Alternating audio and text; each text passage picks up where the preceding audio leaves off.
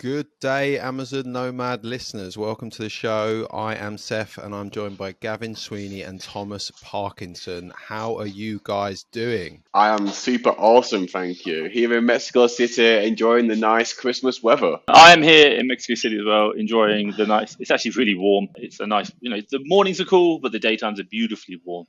So yeah, enjoying Mexico. Obviously, looking forward to starting a new year. I love New Year's. Fresh start, new plans moving forward. Yeah, agreed. It's also hot here. I wore a t-shirt to the gym and it's 12 degrees in London. So it's crazy hot. It's not hot. But so on the agenda for today, we're going to be talking about Tom's travel plans, booking lots of different flights, which I know must be quite stressful. Sounds like you need a PA, VA. We're going to be talking about reviewing the year, what strategies people do, and also looking towards 2023, setting goals and all that good stuff. So Tom, should we start with you and your travel plans? Cool. And then move from there? So if you want to know, I obviously have an army of VAs. I think about 75 to 85 or something. Not really too sure. But I want to go see them. I saw them 2-3 years ago when we first started, or should I say before COVID. And it's the last time, literally a month after coming back, Philippines shut down. So I'm really happy to go see them. And obviously I'm going to go to Manila. And also as well, I'm going to be doing a 10-year, 5-year, 3-year, and a 1-year strategic planning with my senior leaders within my business. So 3 businesses to kind of think about where we're going. And I really want to do that. So I'm in Mexico City right now, and I'm going to be making my way via Orlando, Dubai, Abu Dhabi, and then over to Manila. We're using points for that. So I'm really happy. I booked them probably like a couple of weeks ago, which was good. I won't lie, that's probably it's all business, so probably like 300 to 500,000 points just getting there, and then coming back. I'm doing again the same, coming via Manila, going Doha, Madrid, and then back to Mexico City. I'm pretty much flying most airlines, the thing. But then obviously once I'm in, the Philippines, my travel plans are 1 week, or I've got a couple of days to kind of climatize, and then I've got 4 days of planning. So we've got a real strategy or structure we've looked at on how we're doing that. Every day is planned out. I've got my 4 senior leaders, so my 2 ops managers, my HR manager, my dev manager, all coming in, and we're going to talk about where we're going in the next couple of months or couple of years, strategizing that.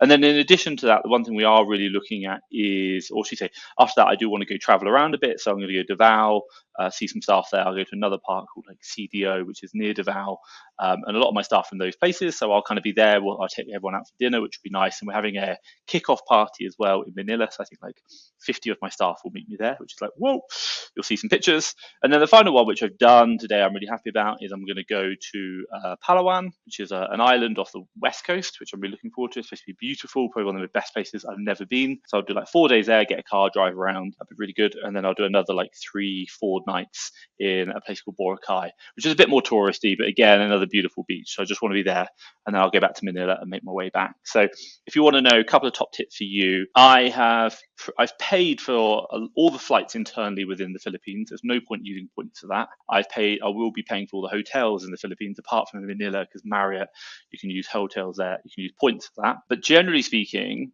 when I'm looking at the points, I will only really use my points for international flights. Domestic flights, or even small short trip flights, I'll probably pay to retain the points. So when I do things internally within Mexico, I'll just pay for it. I won't use points because it's not worth it. The flights are pretty cheap anyway. And the other top tip I'll say for you is, if you are a UK and a US Amex holder, if you're going to do things like Marriott, you actually get better conversion on your UK points than you do on US Amex points. For example, I get basically it's I get 1.5 Marriott points for every 1 Amex point in the UK versus it's a 1-to-1 ratio in the US. Sometimes there are bonuses in the US, but that's a standard. It's a 3 Marriott points to 2 Amex points in the UK, and I love that, and I use that all the time. And having just been to Cancun for 7 nights all inclusive in a Marriott hotel, I was saying Gavin when we talked, because we're now Platinum Elite, not the kind of you get the gold status automatically with Platinum Amex, but because I've now earned the Platinum Elite Marriott thing, they treated me really, really well. Literally every day, hi sir, hi Mr. Parkinson, anything I can do for you? Would you like me to book tables? We went into the restaurants hey, can we book a table? They're no, sorry, we don't take table bookings. Oh, we booked one yesterday. No, sorry, we're not allowed to take table bookings. Because I was a Platinum Elite member, I was allowed allowed to do it through their concierge service, which was really nice, but we couldn't do it ourselves, if that makes sense. Like the restaurants wouldn't allow anyone else. We had special like meals just for us, as in like we had a Platinum Elite members barbecue, which was beautiful, and they had like a live like guy with a violin and people doing music, which was really nice in Cancun. But I've never really traveled. That's the first trip I've stayed where I've been a Platinum Elite member, not a Gold member, and I'm looking forward to seeing how the next couple of days will go. Really, why? Because I'm doing like the Ritz-Carlton in Abu Dhabi, I'm doing the Ritz-Carlton in Doha, I'm doing like a St. Regis in Dubai. I'll also come back and do another St. Regis, and obviously these are like the very, very top end Marriott hotels you can get, and obviously I'll be a Platinum member, so I'll see how that goes. # excited. But yeah, that's my travel plans. Having a good, yeah, I'm glad you're having a good experience with Marriott, because I absolutely hate them. Did I mention this last week? No, go on. Why? I took my whole family out to the W Hotel in central London on points, booked four rooms out, had all the confirmations come through, and then I had an email from them saying, you don't have enough points for one of the rooms, so we're going to cancel it. And then I just rang them up and said, oh, what's this about? And then they said, oh, no, we've sorted it. You are only 800 points, which, bear in mind, it's like 70k for a room, so that's just over 10%. So it's not very many points, really.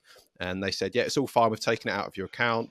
And I got another email saying, oh, no, we have cancelled the room. And I called them up again. They said, no, it's fine. Got to the hotel, and then they said, it's still fine. And then I got the weekend after, or like the Monday after, because we were doing it on Saturday night. It was just a one-night thing. I got an invoice for £600 for one of the rooms. And I was just like, that's absolutely fantastic. Like, you've charged me even though you've told me that I've paid for it on points. And I keep going back and forth with them. And the really annoying thing is that when I pester Marriott, they fob me off onto the hotel. And then when I pester the hotel, they fob me back off to Marriott. So I haven't been able to just get through to anyone about it. Really? And it's super frustrating. It's just like, I shouldn't get charged £600 for something that I've paid for on points, got the confirmation through on points, right? Reserved it like months ago. So yeah, I'm quite angry about that, but I also don't know how to get that money back. Because is your Amex, is it, did you pay on Amex with your, is that on, no, your I paid Amex is on the card? Through Marriott Bonvoy. Oh yeah, that's what I paid for the hotel room on an Amex, but on just a personal one. Go back to Amex. But, really? Go back to Amex with an email saying, don't worry about it, there's no problems. As in, like, that email from Marriott saying, it's all sorted, we've taken it out of your card. And, like, as in, nowhere did they say no, I didn't get an email, though. It was just on the phone. That's fine. You got a screenshot of that? Take a screenshot of it? No, it was in... Oh, of the confirmation, yeah, of the reservation. Yeah.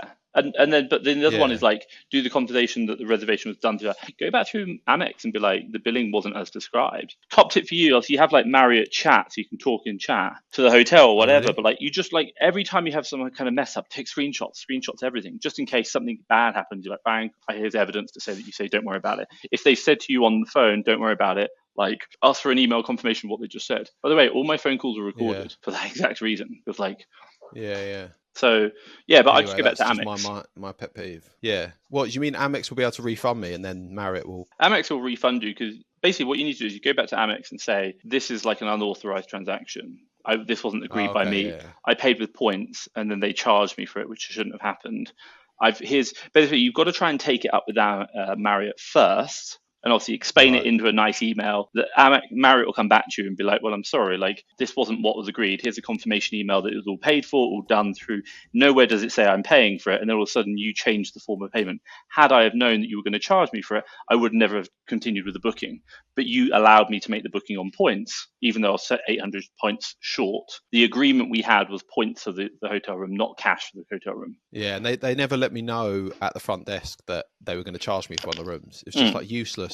The customer service was terrible. Like, they should have at least told me that. Go back to Amex. I would do it that way. That's why I like Amex, because they're just, so long as you can prove that you've done it. Is there a deadline though on asking them? Because you've got about 6 months. This was on the 3rd. Oh, okay. Because this was on the 5th of December, and it's currently the 30th of December. So do it as quick as possible. Yes, but send your email today, etc., etc. Like, we've done it quite a few times. Amex are pretty good. So long as you can like show within reason what you're saying is legit. Okay, cool. Yeah, thanks for that advice. Right. I did. Want my The money one back. thing I will say with Marriott, like I had one trip. Marriott do this thing which I always try and take advantage of. If you book 4 nights, if you book 5 nights, you get one free. So you basically book four, you book five, pay for four. And one of the hacks you can kind of do, I'll let this into people if you want to know. If you've got shitloads of points and you want to rack up to status, you can just keep booking 5 nights and only stay for three, for example. So one time I actually booked 5 nights under this deal, but I didn't know I might have to leave a day early or not. And what happened was I had to leave 2 days early, so I left after 3 days. And what was really annoying is when I checked out, they didn't reward me with the stay, but also as well they took all my points for the 5 nights. So I was like, you either take my points and give me the stay, like how many nights I stayed with you, or you refund the points and then don't give me the night stay, but you don't not give me the stay and charge me for the full amount. Like, because I paid for it effectively is what I'm saying. So they credited me the stay amount and I was like, fine, you can have the points, I don't care. But top tip for you, if you ever do that, is like, don't check out, just walk out, because otherwise they'll reduce your stay down. You've got to fight it, which is like, But I get it because they don't want to up your numbers of stay days. Makes sense. Gavin, what's your thoughts on Marriott? Or are you a Hilton man? I've never stayed in any of these. I only use my points for flights so far. Maximum value. Yeah, it's a good idea. And then you won't But have I to think deal I with have- this rubbish. Because I want to keep like a backlog of like 200k points that's available. So I probably have about 400k points right now. So that means I got 200k that I'm happy to spend on whatever I want. I don't have any reason right now to book a nice hotel. Go. That is smart. So if you could get a girlfriend and take Sorry, her go to the nice 5-star. Sophie Hotel. No, I wouldn't do the Sofitel. I would do the St. Regis. The St. Regis we haven't been to. The Ritz was quite cool. It overlooks Chapultepec. The park is beautiful, really nice. We saw like a famous Hollywood movie star in the thing. Completely forgotten her name though. In the bar, where we're having Deanna and I are just sitting there drinking margaritas. Just do it. Go on a date. She'll love you for life. Probably, but it's so many points. I'd rather just use them for flights. It's the same amount of points as it is for a first class flight. No, it isn't. It's like 50,000 for a night in Ritz Carlton. Flights are like Oh, is that 160,000. No, 80. Yeah, it's not Oh, terrible, okay. value. 80 to 100. Because I have to go back to the UK around May. But Gavin, you're a I need to- successful Seth. businessman with a 7-figure Amazon USA business soon to be. You're going to be It's balling in not- it. Yeah, soon to be. Seth, have you received my birth certificate yet? No. Seth, have you received my $1 million yet? They've resent it twice, and it's just I don't know what's happening with it. Well, I I don't know haven't where it's been gone. haven't been to the mail room for a while, so I'll check All right, later cheers, slash dude. tomorrow, and we'll see. But moving on, let's talk about reviewing 2022. Gav? I've got a little prop here. I've got a Ooh. little prop year compass. This is free to download online. Is that from You that can even- film, that picture? I have no idea. I don't know. That What, you alien mean The film? Ring? Yeah. No, I don't know. I It's just from found this last year. Go on. And I put a reminder on my Trello at the end of 2021 to potentially do this next year. So I found that reminder and I've printed it off because I think it's better to write things out in pen, right, rather than typing it out. But you can type it out online as well if you want. And it's just got like it's 20 pages, but a lot of it's writing, and it's just you filling out things like going through your calendar, like talking about what's gone well in your personal life, like friends, career, physical Disaster. health, habits. You know what I mean? Stuff like that. Yeah. But it's just like you answering questions about all that sort of fit stuff. Cool. And I'm going to do it either today or tomorrow as a nice little rounding off of the year to assess what I've done well and what I've done badly. Cool. I'm quite looking forward to it because I feel like it's a nice way of, just like I said, seeing what's gone well so that you can take the good bits into the new year and maybe try and work on the bad bits. So my question to both of you is, do you do this sort of thing? Are you going to? If not, why? If you do, can you tell me what the process is? Because I'm very interested to know what you do. Gavin, on you? I haven't thought of anything exactly. I've been more focused on getting 2023 off to a good start. As in, I didn't drink on the business class flight for like 30 odd hours. Didn't drink on Christmas Day, and I'm not going to drink on Christmas on New Year's Eve either. So I'm trying to like get some good habits now, so I can get 2023 off to a good start, rather than getting wrecked and then being hungover on New Year's Day. So I'm getting my momentum ball rolling as soon as I got back from Thailand. Like I've been going for like 5-6 a.m. runs every morning, gym every day as well. So is your But- main thing for 2023 is to be healthier, party less, drink less, and work harder on your business? Is that Yeah, what you're it's saying? more stability. What I want is more stability to settle down a bit more in Mexico, because 2022 was like the year I left the UK for good and went a little bit wild, and yeah, had a fantastic time, learned a lot. But I want like 2023 to be like a main, like kind of like a work year. Sounds good. Sounds productive. Hope I'm praying for you. That's happening. I think like the one thing I say is like I will talk about this from my reflection is kind of like I had this dream at the 2 years ago. I had this vision that I'd be really productive, and you know what? You are productive like a month, and then you just kind of get you can't start resisting the productivity, and you're like, I want to just do something crazy. And I think the one you Yeah. kind of you're only human. At the end of the day, we're a monkey. Like we want variety and stuff. And I think my advice would be like build in that craziness. Like have a month of productive, and then be like, right, next in February, for example, I'm off for a week. Maybe I'm off to the Miami Sellers Conference, which would be like cool, but like I'll be having drinks and that'd be fun. Like it's just like cool. And what I looked at was like I wanted that. I wanted like go away for a period, have some crazy fun, do some crazy stuff. Maybe it might not even be drinking. It might be like completely different. It could be like go do ayahuasca in bloody Costa Rica. But the idea I'm in is for that, yeah. mix it up, but don't just Oh, be yeah. like this whole year is going to be a thing, because I don't think it will happen. I'm not saying that. What I wasn't saying I'm just gonna like completely straight laced the entire year. That is absolutely never going to happen. I'm gonna have still many wild benders, but in a more controlled way. Like instead of like going on like an entire. That doesn't month sound very of going wild bender kind of talk, does it? I'm going to have a controlled wild bender. Like, no, I'm going to go wild for 4 weeks. By control, like maybe like once a month, like a weekend for a month, or 1 week for a month, or 1 week every 2 months. Instead of like when I came to Mexico, I was going out like 2 or 3 times a week. That's Seth's fault, not mine. Seth. Not entirely my fault. Not entirely my fault. Drunken dog I was was always there. So it's still keeping the wild aspect of it, but just like toning it down a little bit. So I'm like, I can maintain my routines and stability for business and like other stuff in life. So what's your what strategies are you going to try and adopt, or how are you going to action this plan to be more productive and build a better routine and build better habits and stuff like that? Just eat healthier and wake up earlier, go to the gym. That's it really. Drink lots of water.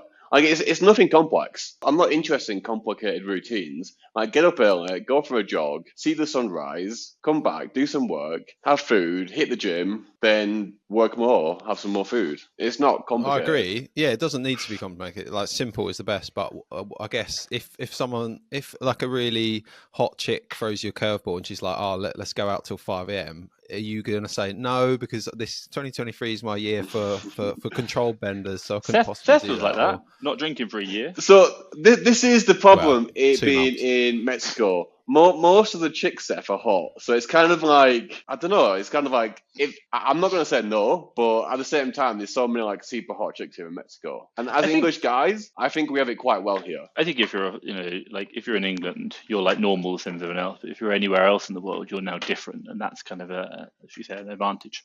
I think my advice, like my kind of feedback for you would be, number one, you're talking about things that you want to do, but you're not being specific about it. You're not being like, right, I'm going to hit the gym 4 times a week. I'm going to wake up, the majority of the time, 5 days a week, I'll be waking up at like 5 a.m., for example. Like, make it clear, because, too many times have I heard it, even from myself, where it's like, oh, I want to do these things. And because you don't put specificity around it, you have no idea whether you've actually achieved it or not, have you? It's like, I want to get fit this year. What does fit mean? I don't know, just be a bit healthier. Like, oh, I've eaten a bit healthier this year. How's your body? Shit as ever. Oh, it's more specific in my head, but I'm just telling you, it's like my goal is like 215 pounds by the end of the year. Cool. Like average of 10% muscle mass. But in terms of like when I want to wake up, that depends on my circadian rhythm, right? Because right now I've been waking up on average at 3 a.m., which I don't really like. I'd rather wake up at like 5 or something. It's called the alarm clock. The alarm. No, clock I don't have one. I don't have one. What time do you go to bed? Like 9, and then I wake up wide awake at 3. Yeah, I don't think so. That doesn't sound right. Yeah, if you get up at 4, then that's fine. Yeah, You need 5 to- a.m. you need club. 7 or 8 hours. Yeah, But 5 it's like I wake up at like 3 a.m., just wide awake, and then I get tired again around 7, 8 p.m. And Definitely not going out meeting hot chicks at that rate, is he?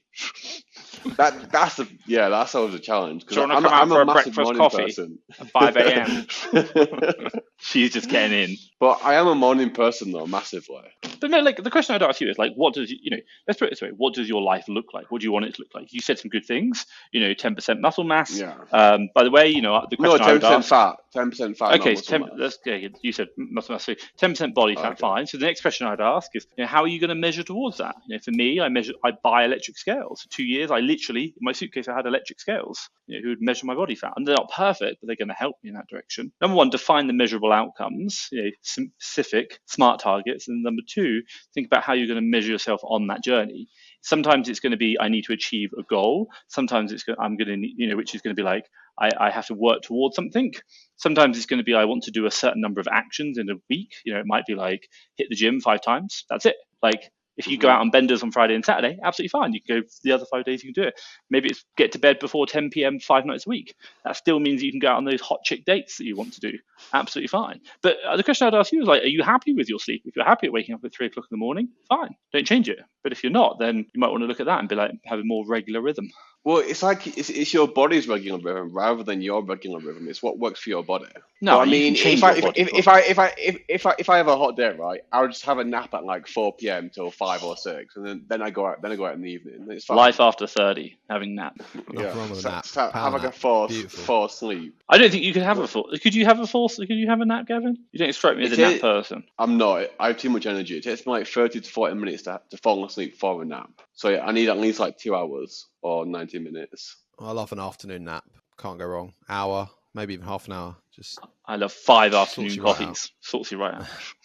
So Tom, you talked about specific goals, but do you think it's necessary to have like finite goals and infinite goals as well? So, for example, one of your goals might be like to reach a certain profit like target, but then also another goal would be just to grow your business, because then one of them, if you hit, you're still, the other one you can never really hit, but it's kind of nice to have because you're always going to be focused on something.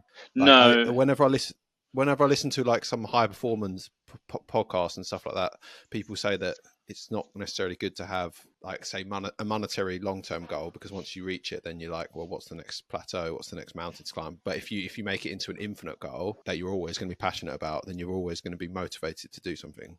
Am I making sense? I do. I understand what you're saying, and I said no because you said something which I disagreed with. But I do believe in infinite goals, and infinite goals are kind of like, really, what are they? They're visions of how you want your life to be in the long term. It's like, I asked this question when I was 24, and I've talked about it sometimes. It's like what do you want your life to be? It's like, I want to travel. I want to go meet cool people doing cool stuff that I didn't think was even possible, i.e. like reselling on Amazon. And I want to have a chance at seeing if I can do it myself. So, obviously I want money. I need to do that. So I want to travel. I want to meet, traveling is a big part of me. It's freedom. It's adventure. I love that right now. That might change, by the way. My goal might change when, if I have children and stuff.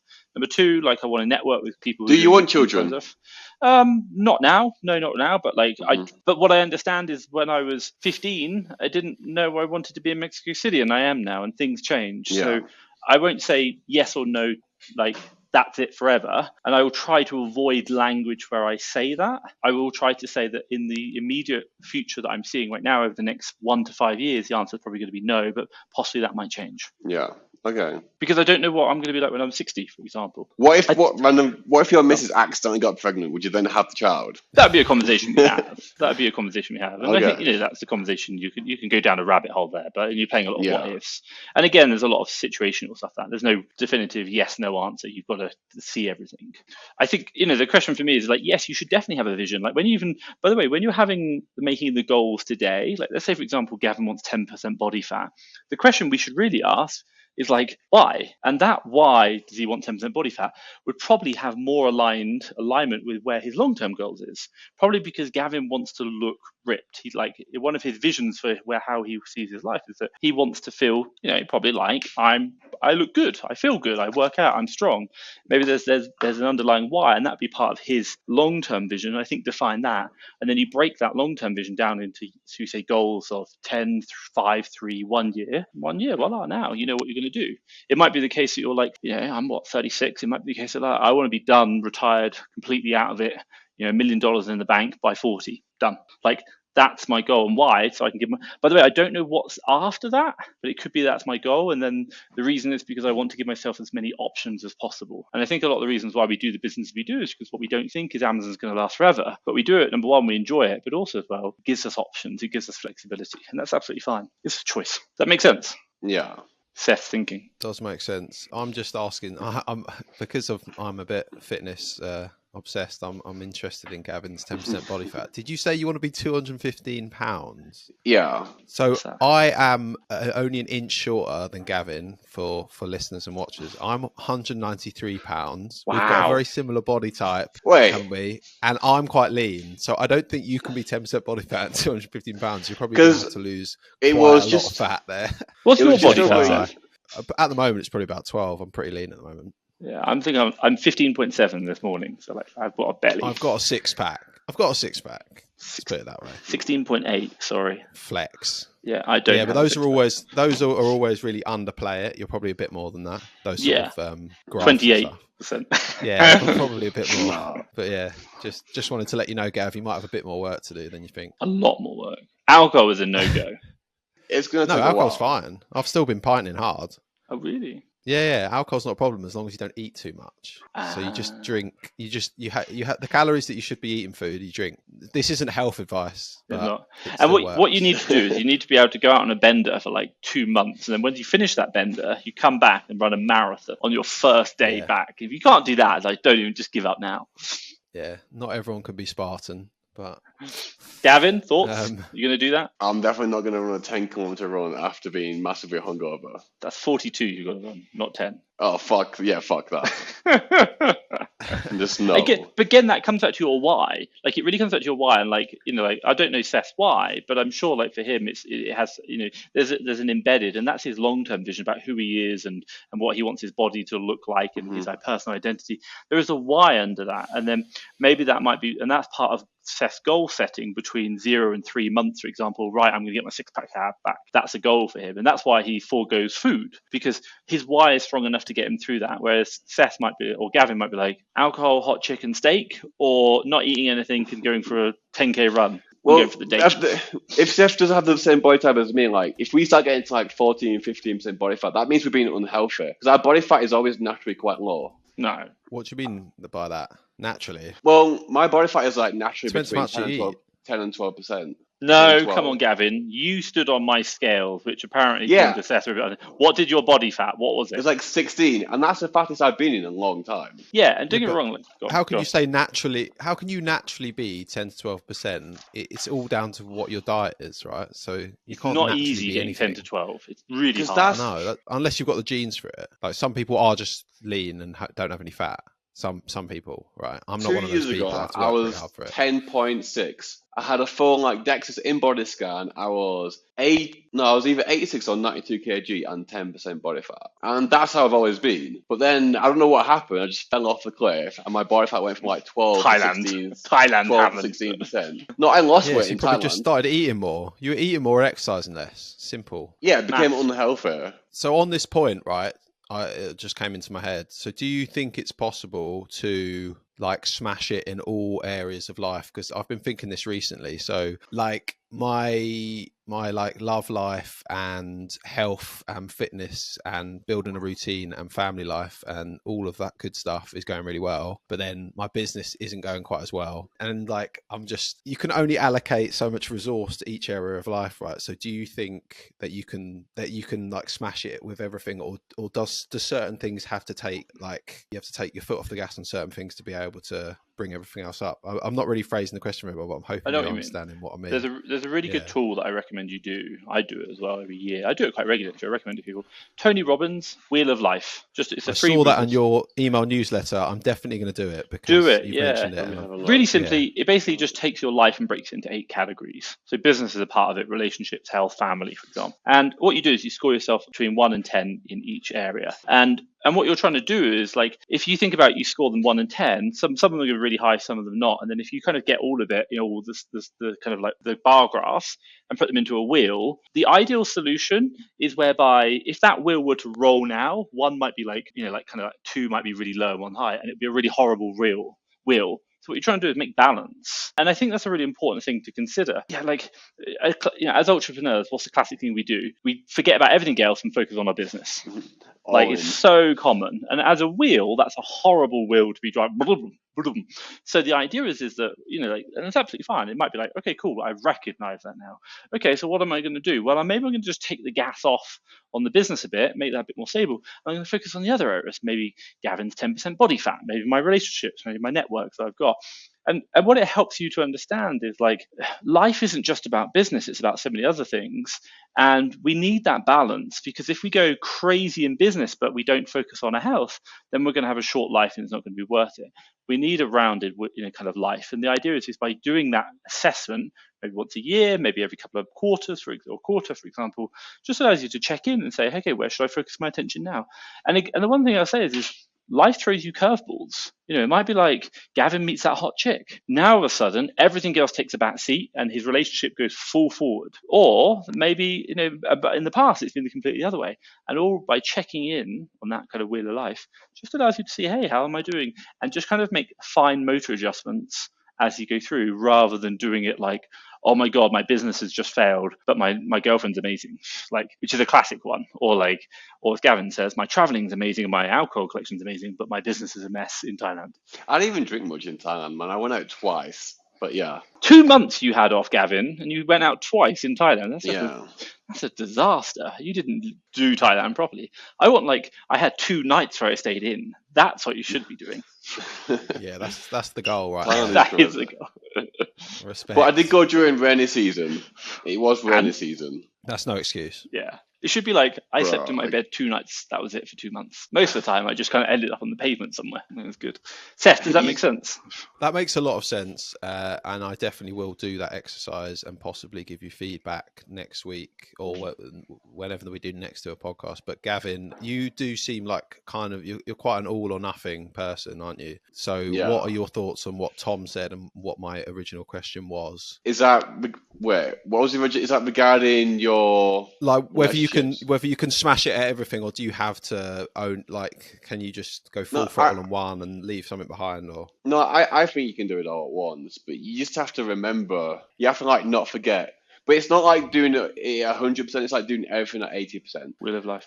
Right, yeah. Yeah. Jack of all trades or a master of one. Master of Don't none. know if that applies. Master of none, yeah. Tough one. So we've been going 35 minutes. Should we talk about what each of our goals for 2023 are? I know, Gav, you've said about the health and fitness one, but have you got any others? And Tom, I'd like to hear yours as well. Go on, Gav. Tom. No, you can go on this time first. So I'd probably say I haven't really properly sat down and thought about it yet. And the reason is I'm going on a trip over the next month. And I really find that, by the way, like, if you ever do that goal setting thing, my advice is you need to get out of wherever you are. Like, if you live in a house, for example, go somewhere that you've never been before. Why? Because your house has natural distractions. It has natural things that are going to pull you towards a certain area of your life. And you want a completely separate environment. So what I find is that when I go away on trips, it's a really good time to reflect. And that's why I love going, like, traveling, because I find traveling a very reflective journey. Like, there's a lot of time you can't really do much when you've got no internet. And so my whole plan is I'm going to sit down on those flights. I've got like 24 hours of flights I've got to be through. I'm going to sit down on those flights and really kind of think about those kind of problems, think about where we want to be. Also, as well, within my own business, we're doing strategic planning from, in January. So what we're going to do is for this year, we'll do Q2, Q3, Q4, and Q1 next year. And then I'll fly back in January next year and then probably meet them. We'll do the next kind of year, but we're kind of offsetting it. So just because it's a new year doesn't necessarily mean you have to do it. You can do it a bit later, but I think also sort of getting out. So, kind of a couple of things that really interest me that I am quite interested in, outside of business, I'll do first. So posture is a big thing for me right now. I spend so much time at the computer. I'm like, I've done a lot of work with a physiotherapist over the last 2 months, and I want to continue that work, building in regular stretching sessions, gym and muscle exercising. That's just going to kind of get that rhythm in. That's something really important. Healthy eating, what does that specifically look like? Well, that means about actual body weight and body fat percentages.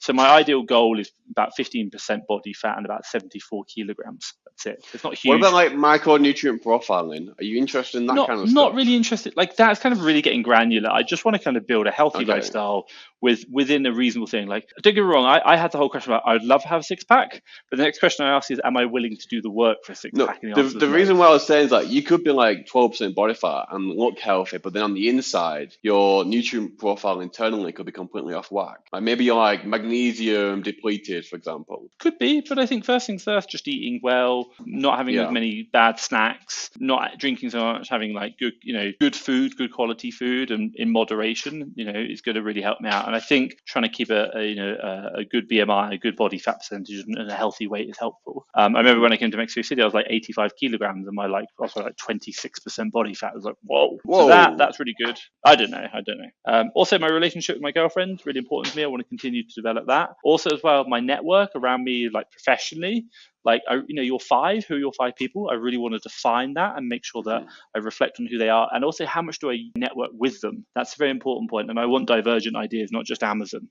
I need other stuff. And then when we talk about our businesses, I want my Amazon US and UK business to grow operationally and strategically, but we're probably not going to do wholesale. We're not going to open another marketplace. We're just going to become more efficient, more profitable, and better at what we do. I run them in 2 hours a week now. I can't really cut that down anymore, but I feel we can do process improvements to improve systems. And then fast track FBA, the two areas that I really want to improve upon myself personally in that is the business I want to improve upon in operational excellence and how we deliver services to our customers. But for me personally, I want to improve in sales and marketing. I want to be like, I know this area. Right now, I feel that's an area of my weakness. And that's probably one of the reasons why I went into Amazon, because you don't have to do sales, you don't have to do marketing. And I challenge myself over this year is to be like, by the end of this year, I know a lot about sales marketing. People were like, Tom, your sales marketing has just gone off. That's a really key metric for me that I want to focus on. Because as they say, if you can learn to sell, you'll never struggle in your life. And Alex Hormozy talked about it, like invest in this thing first, regardless of what happens. If you can sell and it's in here, they'll never take it away. So I think that's a really important point for me. So yeah, that's my kind of like a rough outline of where I'm going. But again, I'll do the wheel of life and have a big look at that. Gavin? I'm going to have a look at this wheel of life thing that you said and then go through that. But for 2023, wait, we can't access your video. What, my video? What? Oh, it's only from my video. I'm going to level off shoes, kind of like where it is, and then focus more on this new niche. And particular wholesale within it. I want to build my sales skills as well, which is like wholesale kind of is that, right? Because you're calling people in negotiations. And again, like I want to get better in terms of like management, like systems, processes, that kind of stuff. Like especially as I've got like your Amazon Academy, looking at how you do things, incorporating more of that into what I do, not just into my USA business, but into like social media, my new business as well, and any other thing. It's like that kind of like systems mindset and the top-down approach.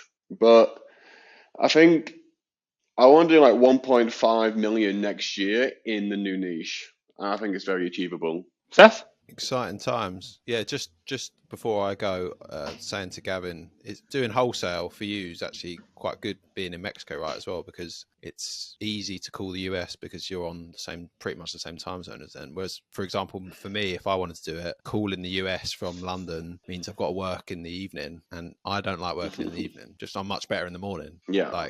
And so that's kind of nice that you've got that option. But I'm like you, Tom, where I haven't properly thought about it yet. I was going to do that over the next few days, but I've got a few that I've written down on my Trello. One of them's make more profit than 2022. So I think that's just going to be a goal that I'm going to do every year, but obviously adding on a different number to the end of the year. 3 million in sales for used books, which I don't know how I'm going to do that, but it's nice to set that sort of goal because we've done 1.6 this year. Wow. And I don't see why we can't scale it, but it's obviously highly dependent on the Amazon ecosystem, which has been screwing me the last couple of months. Be less stupid with my money. I've wasted so much money this year. It's ridiculous. I need to just stop being an idiot. Look at run. Sorry, go on. Look at profit first or the 7 jars principle. That'll help you out. I'm talking personal though. No, agreed. Personal. That'll help you personally. Yeah, business, I'm very good at being frugal with my business. Very good at that.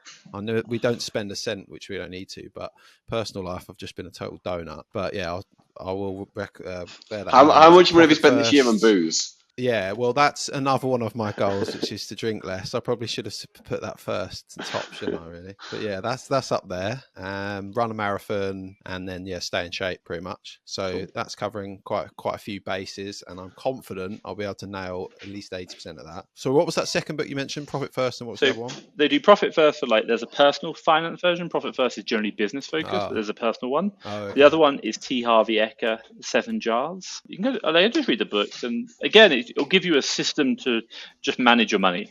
I need that as well. Sounds good. Yeah, good. But as an 80-20 principle, I think just drinking less will lead to me spending much less, because a lot of my stupid spending is based around alcohol and then booking flights drunk and stuff like that, which would be avoided. So we shall see how that all goes. Yeah. That's the root cause. We've been going, that is the root. And if you attack things at the root, it's probably going to end well. Also, one thing I really want to do this year, okay. I really want to have a professional fight. I want to fix my hip issue. I've got like a hip issue, so I can't kick high. And then I want to start learning Muay Thai again, and then have a professional fight this year. Cool. See the circ. Get I your want to see that.